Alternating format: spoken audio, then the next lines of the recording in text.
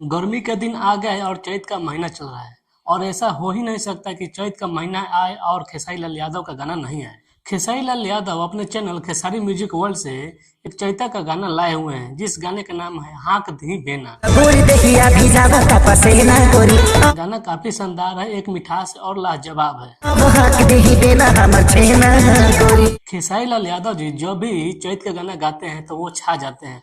उनको चैत का गाना काफी सूट करता है और काफी लोग खेसारी लाल यादव के चैत गाना सुनना पसंद करते हैं। इनका गाना आया हुआ था एक कोका कोला, उसी का लेटेस्ट वर्जन है चैता वर्जन जो हाँक दी बिना के तौर पे लाए हुए हैं खेसारी लाल यादव गाना, जो कि ये चैता का असली मजा दे रहा है। पहले वाले गाने में खेसारी लाल यादव से कोका कोला मांग रही थी और इस वाले गाने में पेप्सी मांग रही है। दोनों गाने एक दूसरे के इर्द गिर्द बनाए गए हैं जो काफी जबरदस्त लग रहा है। अभी हाल ऐसा है कि आईपीएल का सीजन चल रहा है और आईपीएल पर ही सबका नजर है, इसलिए गाने उतना चल नहीं पा रहे हैं।